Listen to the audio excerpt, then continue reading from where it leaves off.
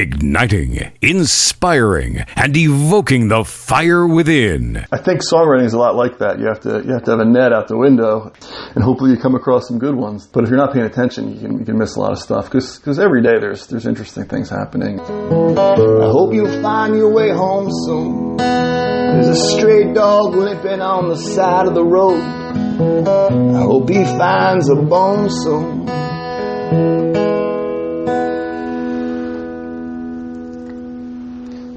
You're listening to the What's Your Inspiration podcast with Fox Beyer.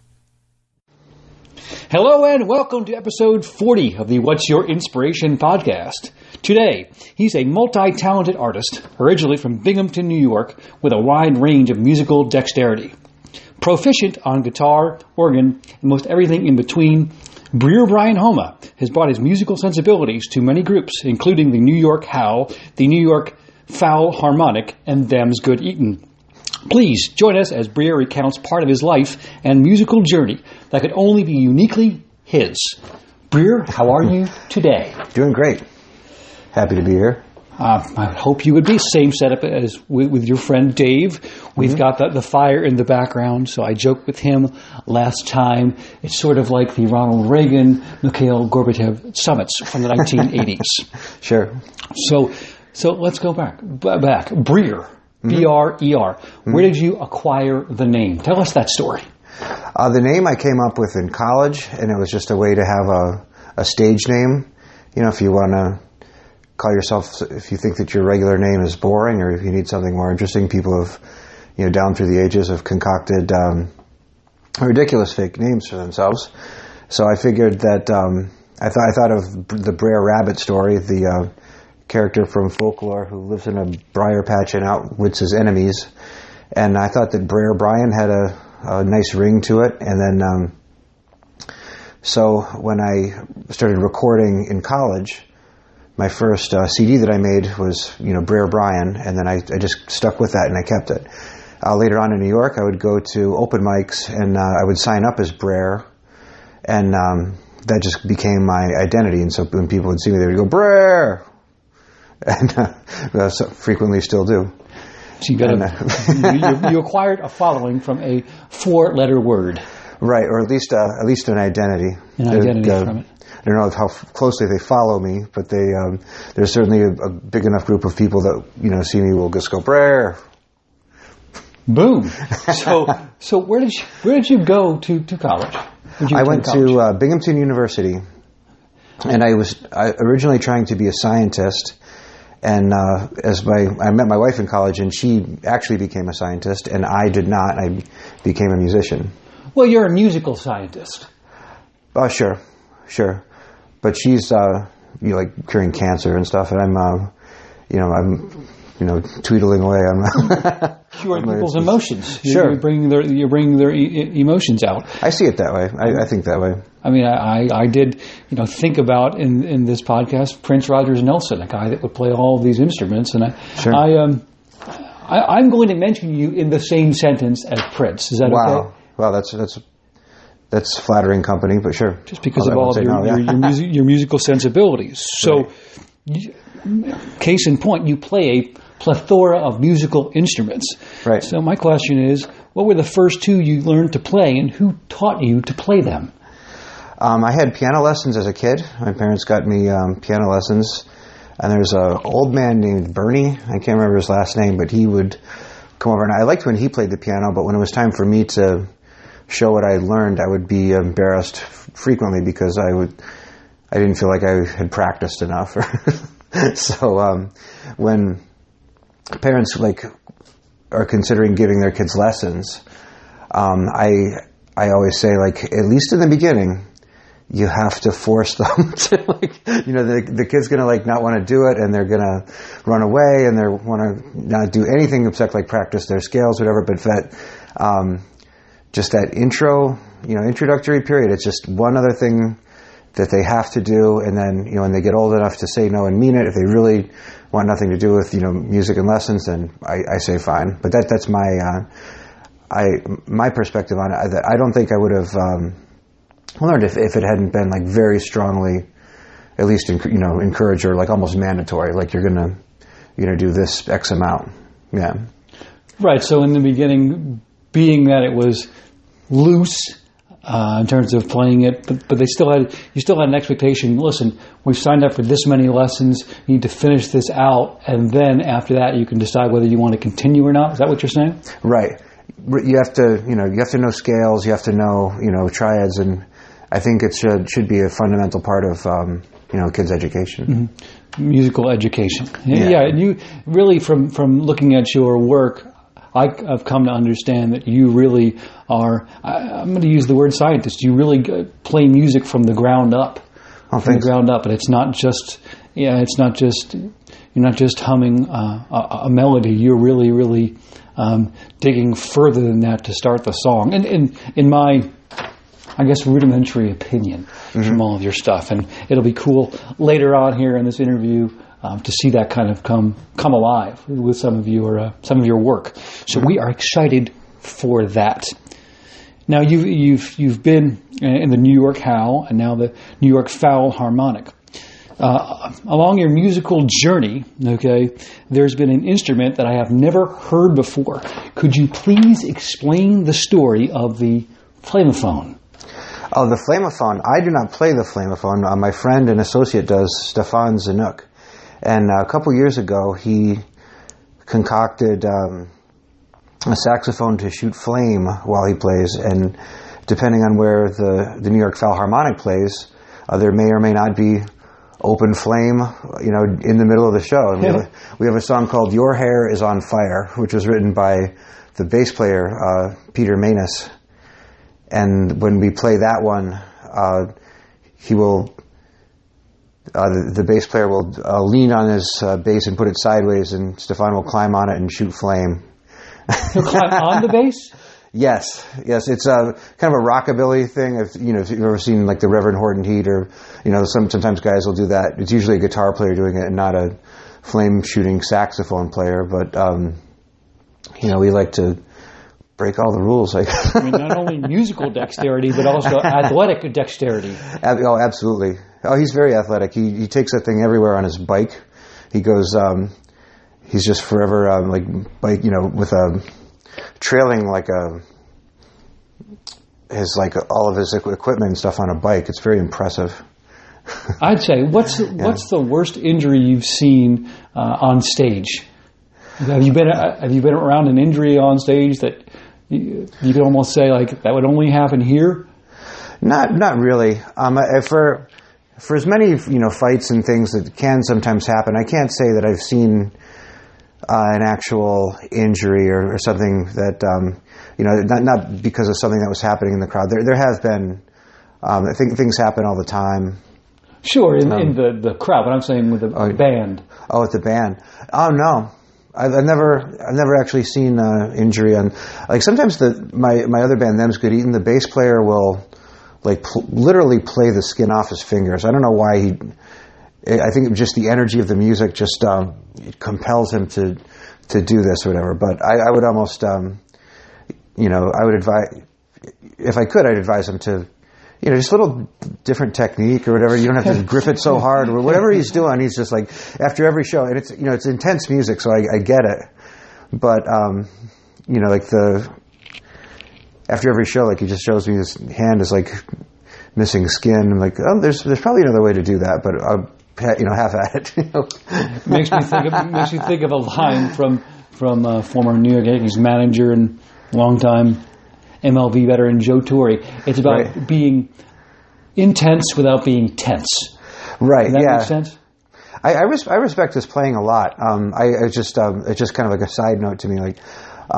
There's singers that can hit very high or very intense penetrating notes, and they'll never lose their voice. And there's others that will just completely go for it and lose their voice.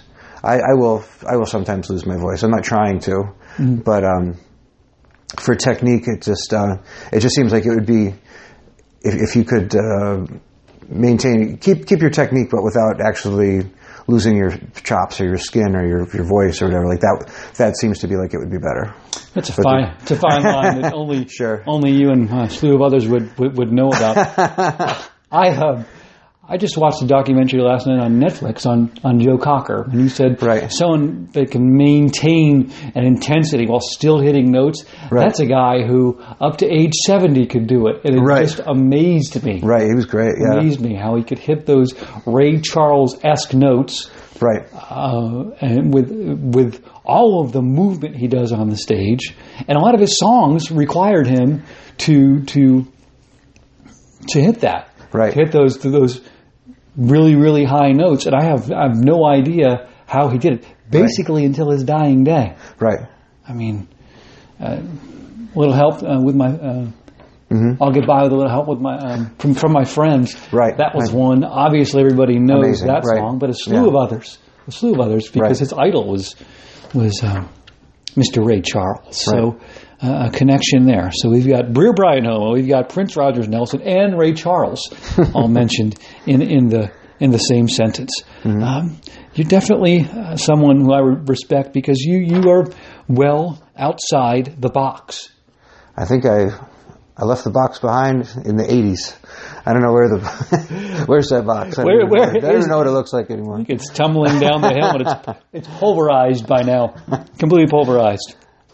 Hey, we're going to have to dive into a little box. It's called a game called What, Which, and Where. Are you familiar? Okay. I listened to one of your podcast episodes, so I am familiar. I might be ready. Familiar with the format here. So I'll give you, for our listeners, I'll give them a line from a book, play, a song, a musician, personality, and Brer will try to tell us from where it came. Brer, are you ready? Yes. I like that. I might be ready. He's got some conviction. Okay, here's the first line. After all, I believe that legends and myths are largely made of truth. Is that Joseph Campbell? 'Tis not Joseph Campbell. Oh, I don't know then. He does have a J in his first initial. How many guesses do I have? I'll say it again, and you have one more guess. Okay. After all, I believe that legends and myths are largely made of truth. Is it Tolkien? It certainly is. Oh, okay. It certainly is. All right. So we had a discussion on a few nights ago about books you've been reading, and J.R.R. Tolkien did come up. Sure. What are 3 words that come to mind when I say J.R.R. Tolkien? Hobbits, dragons, legends. Hobbits, dragons, and legends.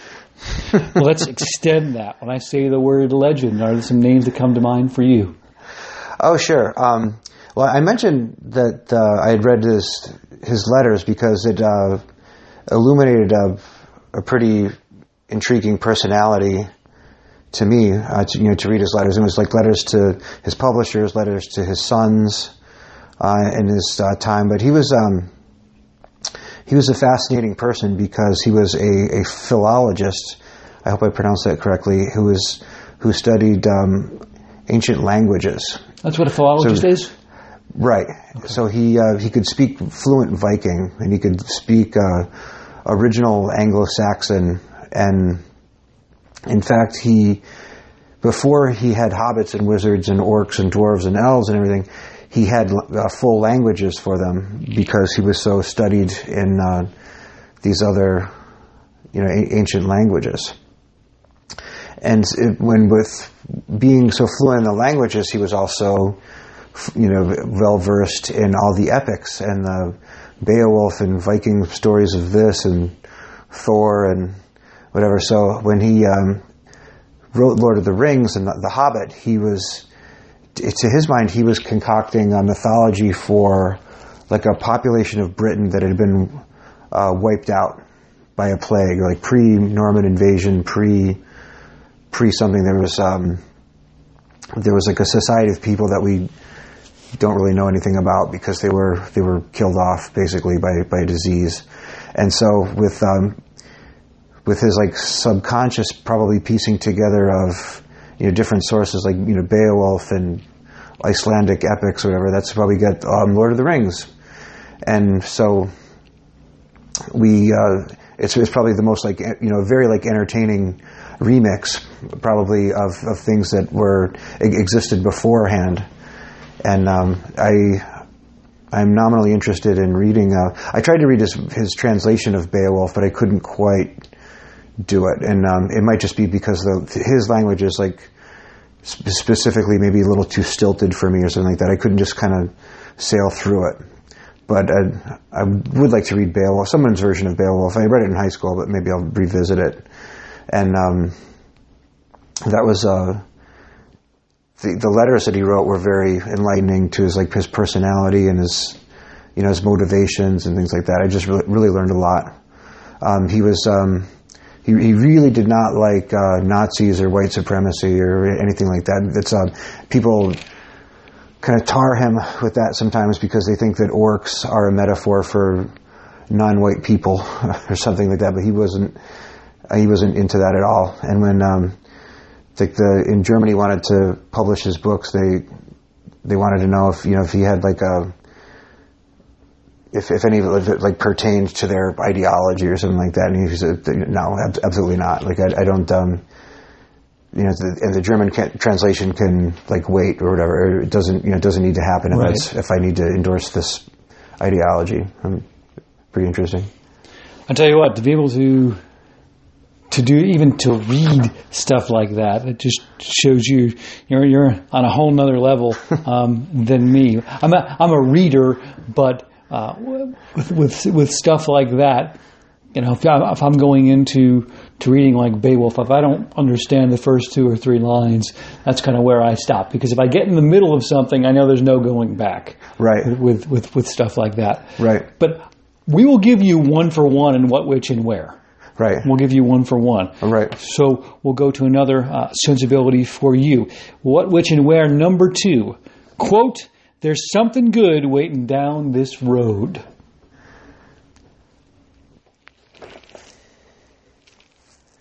I have no idea. That reminds me of like Food Around the Corner that they used to sing on cartoons.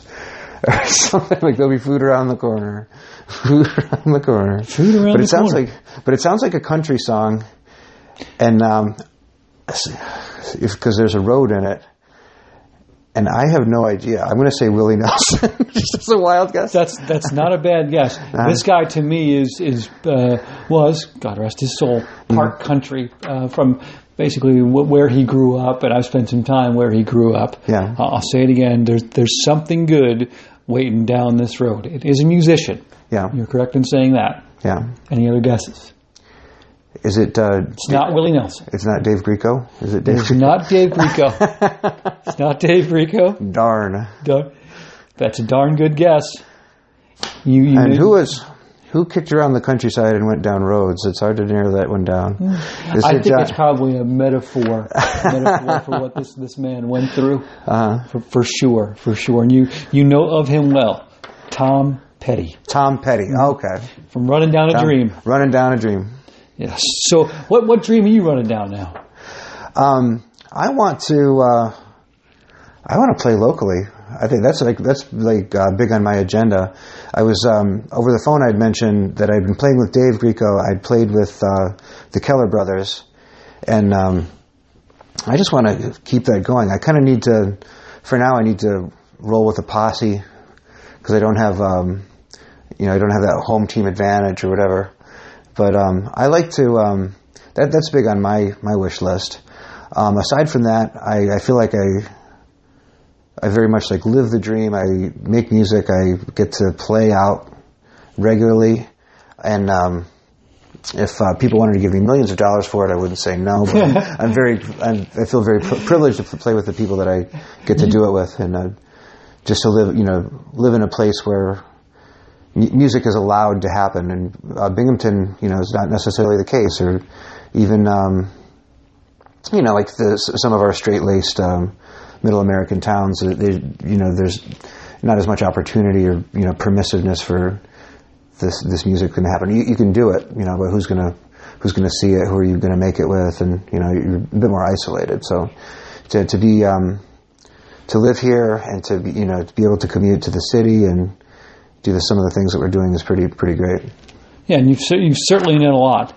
Certainly done a lot in a relatively short career, and we're gonna work on getting you out there a little bit more so people can see your work. So we're going to go 1 for 2 on what, which, and where. Right. Number 3, Brer, is see through your hands like cellophane. They hold nothing at all. Wow. That is a see through your hands like cellophane. They hold nothing at all. I'll tell you what, I probably won't get this answer right, but that reminds me of the song I'm Looking Through You by the Beatles. But I know that line is not in the... I don't think cellophane was invented yet when that song came out. That may be true. That may be true. I don't know that for a fact. It's not the Beatles, but you're shortchanging yourself, Bear. Oh, no. Who could that be? That's you, doggone it. That's you from a song called Emphatic Glee. Am I getting that wrong? That's not me. Are you sure? Yes. I looked on Bandcamp. Listen to that. It's called Emphatic Glee. You've never written a song called Emphatic Glee? No, I haven't. Huh. Unless it was a similar. I'm looking through looking. I look at the wrong Brer, I guess. Oh no. I know there's other Brers out there. Maybe it was one of the other Brers. Well, heck, it's a song called Emphatic Glee. It sounds like a sick line. Another man named Brer. So I'll have to do some more looking. That's just poor research on my part. No, it might be. It's probably not your fault. It's the Brer thing is very difficult to disambiguate. When I started, there was say that word like 3 times. Disambiguate. Disambiguate, right? When I first started, there was no any kind of other Brer, and I mentioned over the phone the Brers have come and gone over the years, and I've never been super proprietary about trying to be the only Brer or to right.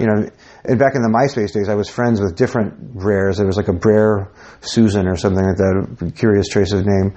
And there was a southern rock band called Brer that I actually wrote them.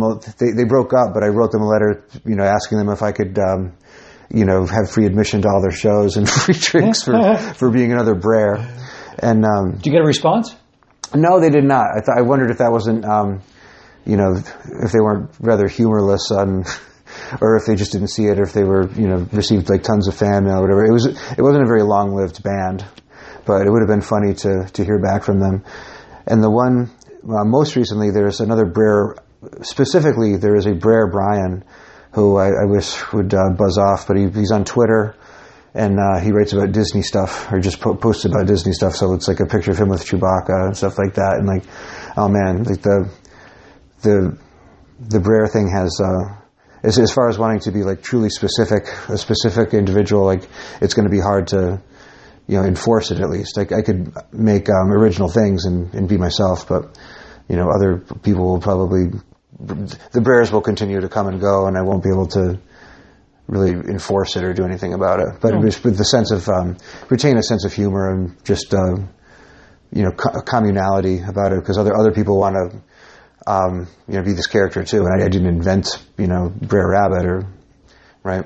So no, but you're gonna anchor down. And you're not going anywhere, but you're not going to kick anybody off the boat either. Right. So we get that. That's the first time, Brer, that I've on this podcast that I've quoted something of someone that it was just not them. So I'm interested in that song though. I'm going to check that one out. It's called Emphatic Glee. Emphatic Glee, and I did find it on Bandcamp, and I thought it was your account. See through your hands like cellophane. They hold nothing at all. Wow. So there it is. Brer, it is time for a musical performance. You've got two songs for us, and forgive us if he loses his microphone here, if he gets his axe, and he can talk to us a little bit about what he's going to play for us today. I just bought these, and I'll say it on the podcast. I bought some nice microphones for $26 that have 6-foot reach in both directions. So that seems to be working out pretty well. I think so. Let's just see how this goes. So song number 1.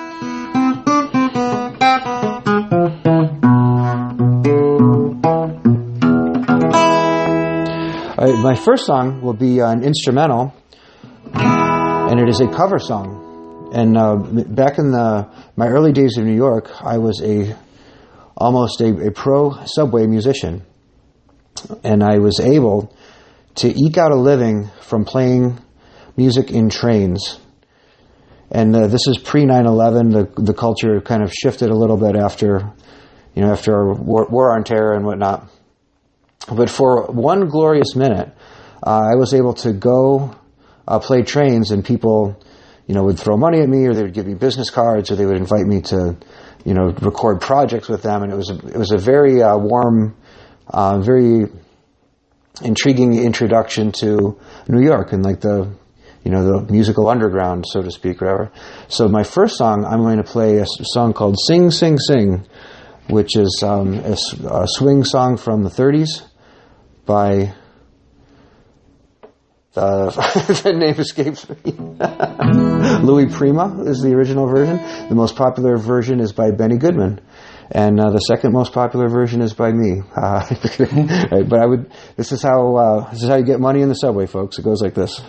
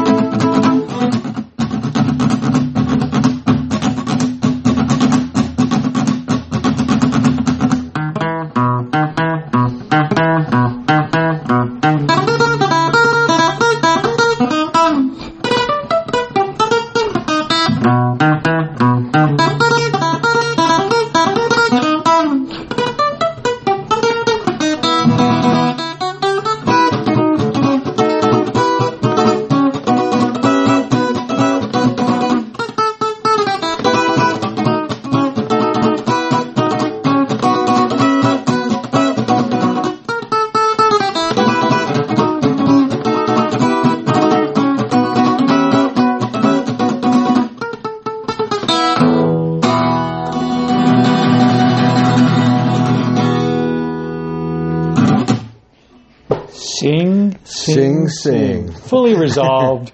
Brer Brian Homa, you are all over the neck just watching you. My eyes are tired. Well done. I am honored, flattered to be able to sit in front of you and watch that. That was amazing. Do you need to take a drink or anything like that? Sure. So go ahead. We'll have a little re-up. Re-up of his drink of choice before he goes into song number 2. We are on episode 40 of the What's Your Inspiration podcast with Brer Brian Homa. Wow, sing, sing, sing. Kind of an ironic song in a lot of ways with no words there. But alas, and I don't know how you could top that, but we will go on to song number 2. Oh, but top it I will. Now, I have most recently, I have an album that I would like to talk about, and that's called the Rose and Chubby album that I co-wrote with my wife. And we collaborated over the summer. We sweated through an entire album together. And this is a song from that. And the songs are all taken from our shared experiences, inside jokes, movies that we've seen, video games, our friends and neighbors and their pets, just to name a couple of the inspirations. And so one of our favorite things that we watched in recent years was called the Up series from Britain. And it's an early reality documentary series where they started with they started with children in the United Kingdom or in England at the age of 7, and then they would film them every 7 years, like over the course of their lives. They're in their 60s now, but the series starts when they were 7 years old in 1964, I believe, when it starts.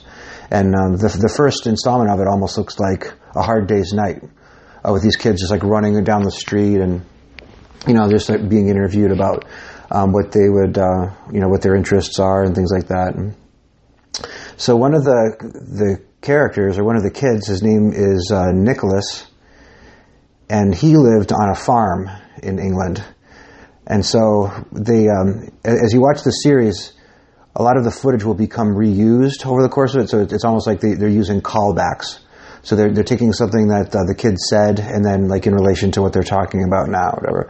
So one of the catchphrases of this kid Nicholas is that he talks about, they'd like to come out to a holiday in the country, but I'd like to have a holiday in the town. And he's saying this, this finger up like he's at a pub or something, but he's 7 and just makes it really, really funny. And later on in his life, he became a physics professor, and he taught in Wisconsin. And but earlier in in his earlier adulthood, he talks about how he had a hard time adjusting to society. I mean, just adjusting to being more sociable until he went to Oxford. And there's a point in the movie where he says that going to Oxford saved his bacon, and so that ends up in the song that I'm about to play. And there's another character that I'll mention briefly, who had when he was young, he was a very cute kid, and in his early adulthood and later adulthood, he becomes mentally ill. Although it's never clear like what exactly happened to him. But he has a stammer, and he's homeless for part of it. And later in his life, he becomes like a politician, like a local politician, and becomes a bit more like civically active. But there's a line in the song about like the higher learning would save my bacon, so I won't end up alone, drinking runoff in the Shetlands with a woodshed for my home. And it's a reference to the other guy, from the series. But anyway, here's the song. It's called Holiday in the Town.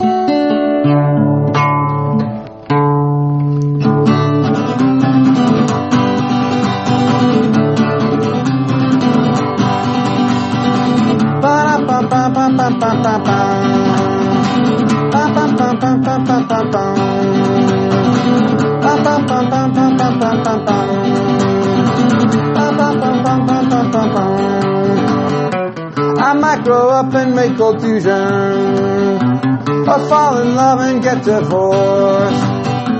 One thing I know that's for certain, ain't nothing happening with this horse. I wanna sit my ass in traffic, don't want want to go to no country store. You think it's quaint and amusing, but I just think that it's a bore. Don't want to answer any questions. Don't want to ride this truck around. Don't want to feed any chickens. Just want a holiday in the town.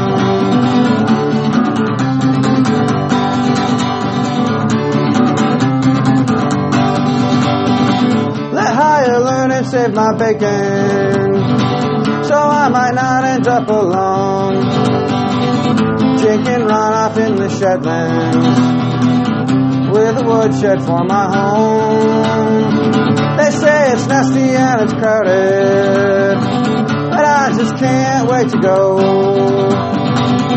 pick up integrated circuits, use my shovel and my hoe. Don't want to answer any questions. Don't want to ride this truck around. Don't want to feed any chickens. Just want a holiday in the town.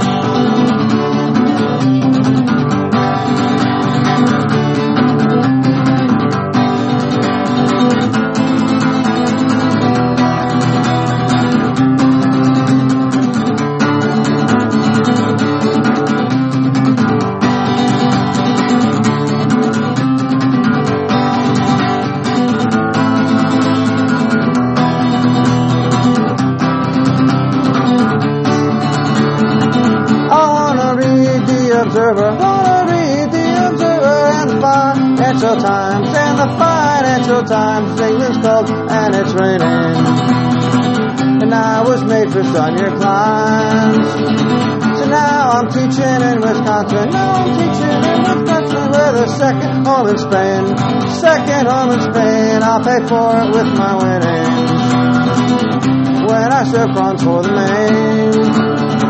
Don't wanna answer any questions. Don't want to ride this truck around. Don't want to feed any chickens. Just want a holiday in the town. Don't want to answer any questions. Don't want to ride this truck around. Don't want to feed any chickens. Just want a holiday in the town. Holiday in the town. Resolved. Brer Brian Homa. I want to, what was it again? I want to sit my ass in traffic. That's sort of, that was actually my wife's line. She came up with that one, and I took it as immediately very funny, but also kind of a be careful what you wish for sort of scenario. You could be out of the frying pan and into the fire, or that's how I interpreted it. So I thought that was a pretty funny line. Certainly caught my attention right away. And again, you know your way around a guitar, for sure. Mm-hmm. Brer, we know all heroes don't wear a cape. Scenario: if you had an opportunity to have a 1-hour car ride with one of the two following people, who would it be and why?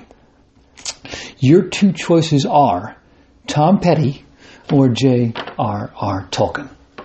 Ooh, I would go with Tolkien on that one. I might annoy him as he was frequently freaked out by his fans with the later success of his books. But I can't imagine. Tom Petty would probably have some pretty wild stories too, but I just can't imagine somebody having wilder Viking epic tales than J.R.R. Tolkien. He would take the cake if he felt like talking.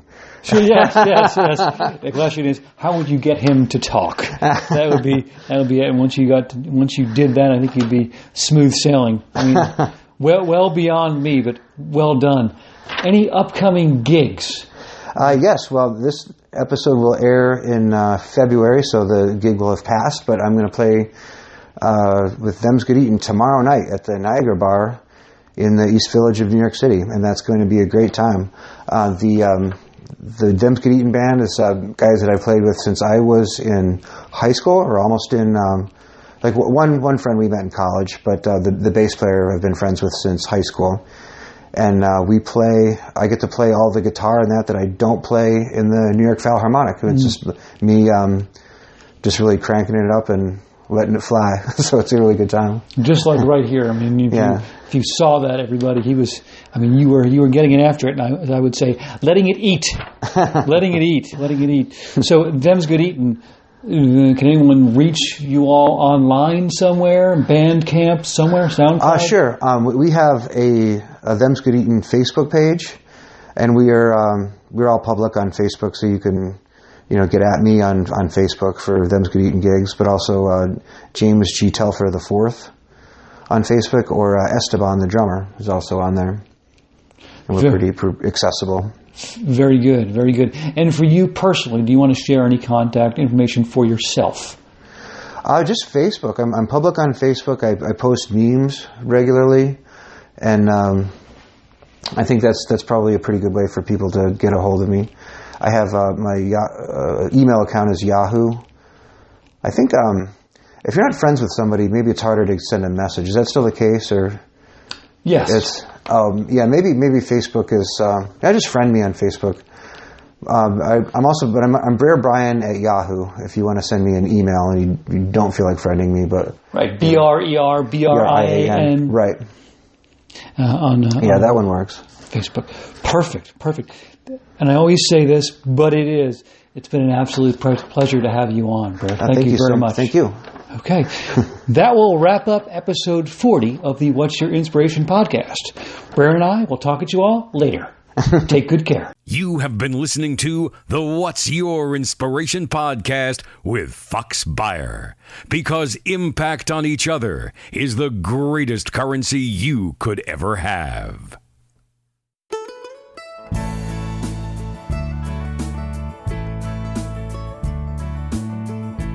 In the distance, geese bellow, a wholesome sight for this young fellow. An east wind moves the brush. Quiet now, ladies, time to hush. Glad I veered off on the red trail. Off I went, set sail. As I write a small mention about a little Sunday adventure, sitting here writing this song. On the surface, not much going on. Looking around in a writing fog over here at Bullfrog Pond. 2 times I came here in the past. Park was closed, gate cast. There was a sign, I stopped and stared, said hikers beware of black bear. But now I'm in, 3rd time's a charm. Mama and cubs, I mean no harm. Enjoy this park and its beauty while I sit here on my booty. Sitting here writing this song. On the surface, not much going on. Looking around in a writing fog over here at Bullfrog Pond. Sitting here writing this song. On the surface, not much going on. Looking around in a writing fog over here at Bullfrog